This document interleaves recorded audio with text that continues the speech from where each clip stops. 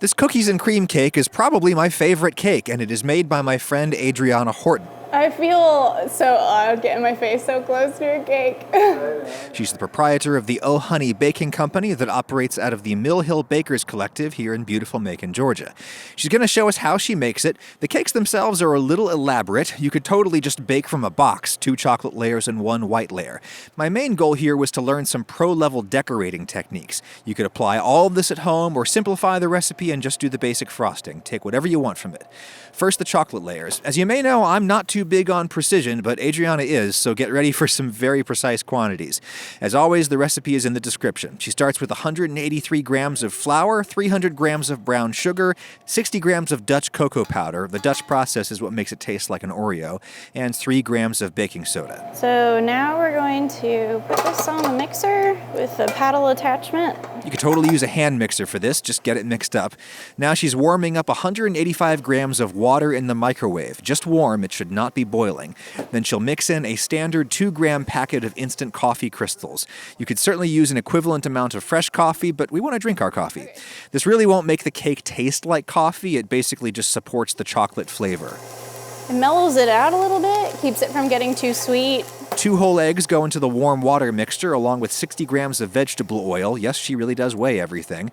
Mix that up and let the natural emulsifiers in the egg yolks bring the oil and water together there. Mix that in along with 125 grams of softened butter. She's using salted butter. If you're using unsalted, put in a little pinch of salt.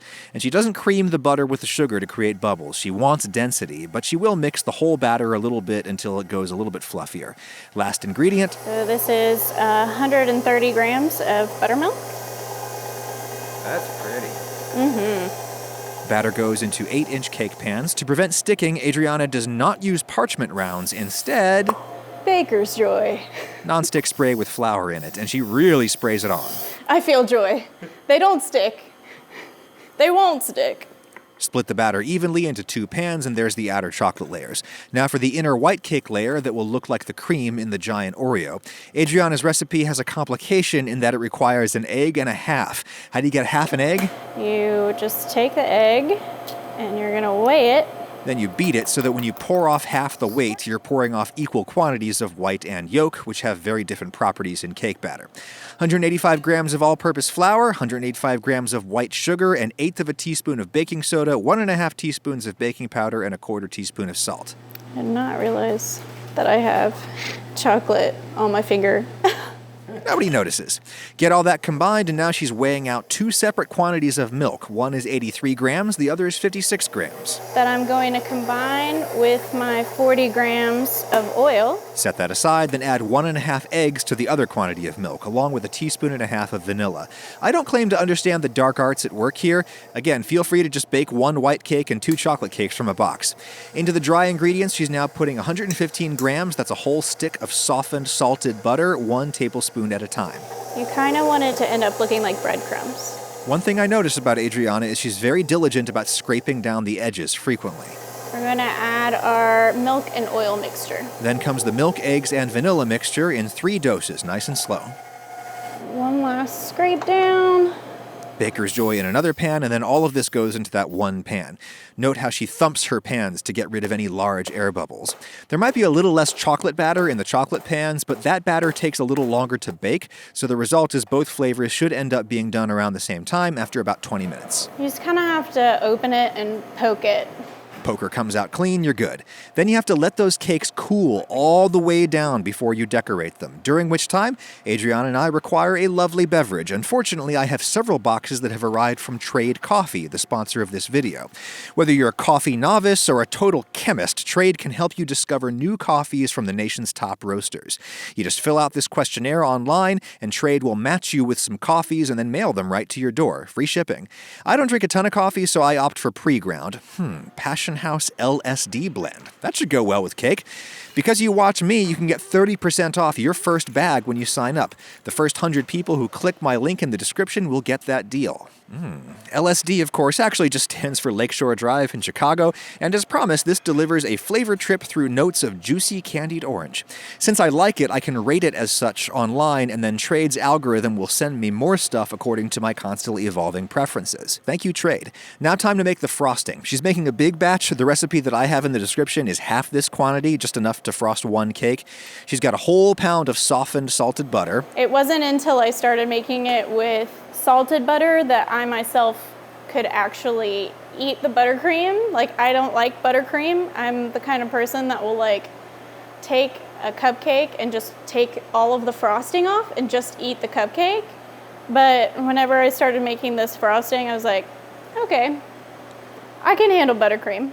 In goes 1 3/4 cups of shortening. That'll get you a more stable, smoother buttercream than if you just used butter. I'm gonna get it going and then scrape the sides down, and then we're gonna let it whip for about 10 to 15 minutes. Got to get air in there. The air is what transforms this into frosting. While we're waiting, we'll pulverize 6 Oreos. Some bakers would like to take that cream filling out, But it's my opinion that it doesn't matter. You could theoretically do this by hand, but you want to get it to a very fine crumb. Otherwise, the frosting won't spread smoothly. The fat mixture now has plenty of air in it. And you can kind of see how much lighter it is now. Time for the sugar to go in. Don't do this any higher than the lowest setting on your mixer, because you'll end up with a face full of powdered sugar. Learn from my mistakes. Entire 2-pound bag of powdered sugar.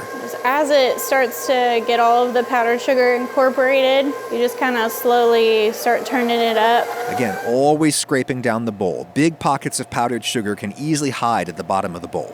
I've got about 2 teaspoons of vanilla. You can put that in at any stage of the process. Now the finished buttercream, she's going to divide into 2 even portions. One will get the Oreos, the other will keep white for decoration. The non-Oreo bowl will probably have more than we need in it, but We can always add more to our Oreo, but we can't take away. any extra will keep sealed in the fridge for 2 weeks. In goes the pulverized Oreos. That's mountain junk food right there. Get that thoroughly mixed in. So that's probably good right there. All right, time to get the thoroughly cooled cakes ready by leveling them. You can use a terrifying cake leveler like our friend Mary Virginia has there, or you can go freehand with a big serrated knife. But just take it kind of slow, and you just turn the cake as you're cutting. She'll just clean that up a little bit and brush off the crumbs, otherwise they would get mixed into the frosting. Same thing with the white cake. The safest way to do it is just to do a little bit at a time. And what do you do with those leftover humps? It makes me sad to throw them away, but I don't like cake pops, and I don't ever want anyone to ask me for cake pops. So please don't ever ask me for cake pops. They're usually made by grinding up cake remnants and mixing them with frosting. It's like somebody's chewing up your cake for you. Yeesh. Okay, now to get some secrets of the pros here. This is a disposable cardboard cake round. You can buy these. You probably don't own a plate that's wide and flat enough to perfectly hold a cake, hence the round. A little buttercream on the round to glue the cake to it, and under that is a cake turntable. If you don't have one, you could try a Lazy Susan. If you don't have a Lazy Susan, I don't really know what else you could use other than an actual cake turntable. But they have them at Walmart for like $25. Yeah, if there's one single difference between pro cakes and amateur cakes, it's having some kind of spinny thing. Because look at how it allows her to get an even and, more importantly, thin layer of frosting. Buttercream is intense stuff. Most people don't want a ton of it, and the turntable allows you to scrape the buttercream down to less than 1/4 inch if you want.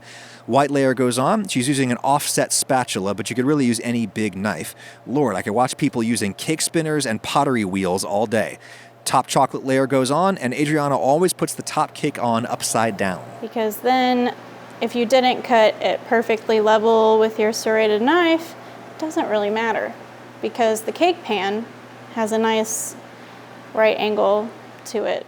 Now a giant pile of frosting goes on the top because it needs to start falling down around the edges. I'm gonna push it down, and sometimes it'll kind of pull away from the cake at first because of the cookie crumbs. But if you just push it back into it, it'll sort itself out, see? Again, she's using the turntable as much to remove frosting as to add it. She's happy when it's so thin that you start to see the cake peeking through. If you see the layers like that, it kind of adds to it. Now is when Adriana would normally use a board scraper to smooth everything out perfectly, but she's going to try a home hack of cutting a square out of a plastic file folder. That works surprisingly well, but she's going back to the board scraper. Again, paper thin layer of buttercream all around. I love that. I hate too much buttercream. Clean up the board, which you can do with a paper towel. And before the next stage of decorating, this has to cool thoroughly. She's putting it in the freezer to get the outer shell nice and solid. When it's cold enough, we'll make ganache, which is basically just melted chocolate and cream. That's a cup of heavy cream. Adriana is heating it on a double boiler. That's a bowl over a pan of boiling water. You can make ganache in the microwave, but boiling water has the advantage of getting the mixture as hot as possible without ever making it too hot. If you're doing ganache as like a filling, it doesn't have to get that hot. But whenever you're doing it as a drip, you want it to be very thin or it's not going to fall down the side like you see on all those drip cakes. She says the temperature is perfect when you splash some cream up along the side and it fizzles, just like that. In goes an entire 12-ounce bag of semi-sweet chocolate chips, just whisking it in slowly. This makes more ganache than you would need. The quantities in the recipe downstairs are smaller. Beautiful stuff, that is. Get the cake out, and real quick, before the ganache firms up, scoop it out, you put it on top, and then you're just gonna kind of smear it. Just slowly let it kind of fall off of the sides. and that is what they call a drip cake. Gorgeous. Smooth out the top, and then back in the refrigerator to set while we put the white frosting into a piping bag. Adriana is a fan of the reusable ones. You can get one of these. It's about the same price as getting a pack of them, and it'll last you forever. She's using a 1M tip for the bag. It fits automatically into the reusable bag. If you're using a disposable bag, you have to cut the tip off the bag yourself. Here's how you measure that. Get right in the middle. Then you can fill up your bag. Now, as you can see, the ganache is not set enough yet. It's sticking to her finger when she dabs it. So if you put your buttercream dollops on top of that, they could slide off the side. And you don't want that to happen. Gotta chill it down some more. Now you can see it's solid enough.